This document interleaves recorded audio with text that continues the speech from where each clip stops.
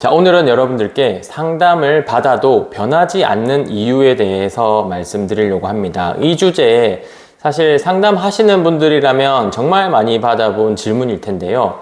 이거 상담해도 사람 안 변하잖아요 라는 이야기들을 많이 들어보셨을 거고, 처음에 치료를 하러 온 어떤 내담자의 경우에 이런 이야기들을 참 많이 하거나 아니면 처음부터 의구심을 많이 가지는 경우들을 많이 경험하셨을 것입니다. 자, 그러면 도대체 저는 어떻게 생각하고 있는지, 또는 저는 어떤 식으로 이 어떤 이 상담으로 인한 변화를 어떻게 믿고 있는지, 사실 저 자체는 믿고 있어요. 사람은 변할 수 있고 고정된 것이 아니다라고 생각을 하는데, 물론 완전히 새로 태어나게 만들기는 쉽지는 않습니다. 하지만 우리가 어떤 특정 영역에서의 어떤 불편함은 충분히 바뀔 수 있다라고 저는 생각을 하고 있는데요. 제가 어떤 식으로 접근을 하는지, 어떠한 근거에서 그런 것들을 이야기하는지 좀 말씀을 드리려고 합니다. 이상하게 상담을 하다 보면 그래도 상담하시는 분도 아마 느끼시는 경우도 있을 거예요. 참 안 변한다.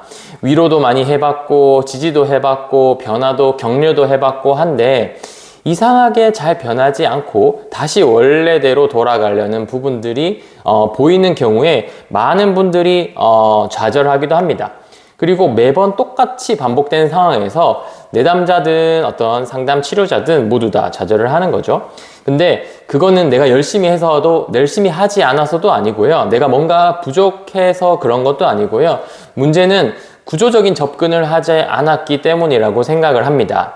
그 이유는 무엇이냐면, 이 인지 모델에서 그 이유를 찾을 수가 있는데요. 이 인지 모델을 다시 한번 여기가 보시면요.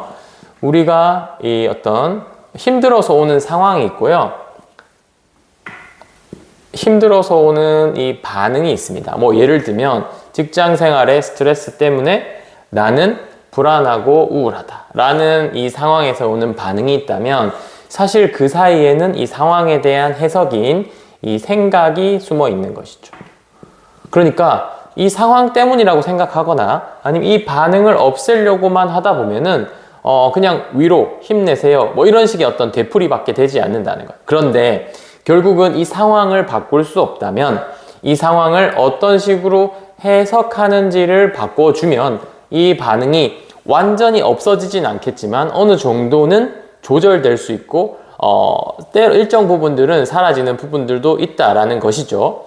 자, 근데 문제는 이 생각이라는 것이 사람마다 생각이 다 다르잖아요. 그리고 왜곡되어 있는 부분들도 다 다르단 말이죠.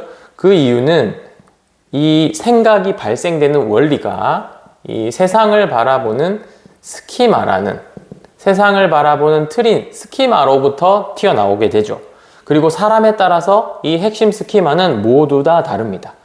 그리고 이 스키마가 형성되는 거는 사람들이 이전에 어떤 경험을 했는지에 따라서 달라지게 되어 있는 것이죠. 자, 이 경험이라는 것이 내가 어떤 양육을 받았는지, 어떤 교육을 받았는지, 또는 내가 어떤 이전에 좋은 경험을 했는지, 친구들과의 어떤 경험들, 가치관, 종교관, 세계관, 이런 모든 것들이, 뭐 트라우마도 마찬가지고요. 이 모든 것들이 버무러져서 이 스키마라는 걸 형성된다는 거죠. 그렇기 때문에 얘로부터 튀어나오는 생각이기 때문에 밑에가 엄청 단단한 거예요. 그러니까 우리가 이 상담을 통해서 이 밑둥까지 바꾸는 것이 쉽지 않다라고 느끼고 생각보다 빠르게 변하지도 않습니다. 자, 그러면 이거 안 변하는 것이냐? 그게 아닌 거죠. 왜 그렇지 않다라고 생각하냐면, 이전의 경험이 만약에 내가 안 좋은 경험이 빨간색이 3개가 있어요. 그러면은 이 이전에 좋지 않은 경험으로 인해서 이 세상을 바라보는 스키마가 빨간색으로 형성이 되겠죠? 그러면은 이 스키마라는 걸로부터 생기는 작은 세모라는 생각 때문에 우리는 부정적인 감정이 발생되는 원리를 가지게 된다는 겁니다. 인지 모델에 따르면. 그런데 그렇게 치면 이거 아무리 노력해도 이게 그대로니까 바뀌지 않지 않나요? 라고 물어보는 질문에는 우리가 생각을 바꿔서 중립적인 경험이든 아니면 좋은 경험이든을 이제 새로 하게 되면요, 쌓이게 되겠죠. 처음에는 1개, 2개 쌓였을 때 이 빨간색의 경험에 비해서 훨씬 작습니다.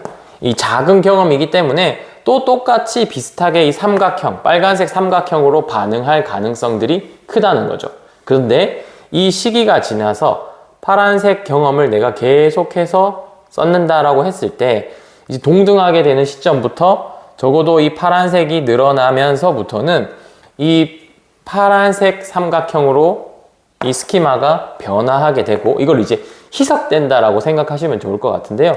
스키마가 희석이 되고 생각도 이렇게 변할 수 있는 것이죠. 그러니까 상담 치료를 통해서 이 사람이 성격적으로 모두 바뀌느냐? 그건 아닙니다. 그건 아니지만 적어도 우리가 어떤 생각하는 방식들 또는 왜곡되어 있는 부분들만 교정이 되어도 이 사람이 어떠한 상황들을 받아들이고 대하는 태도는 충분히 변할 수 있다라고 얘기를 하는 거고요. 그런 의미에서 많은 분들이 변화를 느끼시곤 합니다. 제가 이런 걸 또 경험한 적이 있었는데요. 제가 그 발표불안 무대공포증의 인지행동 치료를 꽤 많이 했었는데 그분들이 하나같이 하시는 얘기가 이 발표라는 상황, 무대라는 상황에 대해서 시선이 바뀌니까 너 삶 자체가 또는 대인관계 자체가 너무나 편해졌어요 라는 얘기들을 많이 하세요. 그거 자체는 내가 이 발표라는 무대에서의 어떤 시각만 교정해도 전체의 삶을 바라보는 시각이 일부 교정될 수 있다는 거고 그것은 고정된 것들이 아니다라는 어떤 반증의 의미이겠죠. 그렇기 때문에 여러분들도 이 상담에서 지지적이나 위로가 필요한 순간도 물론 있겠지만요. 어떤 한 사람을 어떤 부분에서 변화를 주는 치료를 하기 위해서는 여기 이런 식의 인지 모델적인 접근을 하는 것이 필요하고 그렇게 하기 위해서는 이 상황에서 어떤 식으로 해석하고 있는지에 우리의 마음, 생각, 감정을 잘 들여다볼 필요가 있습니다. 그런 의미에서 본인의 생각을 써보고 관찰하는 어떤 라이팅 세라피적인 어떤 측면들이 이 상담 치료를 도와주는 면이라고 볼 수 있습니다. 자, 그렇기 때문에 여러분들이 상담할 때 사람이 바뀌지 않는다라는 생각들은 조금 내려두고 충분히 변할 수 있는 부분이 있다라는 식의 접근을 하셔야 많은 분들을 도와줄 수 있다고 생각합니다.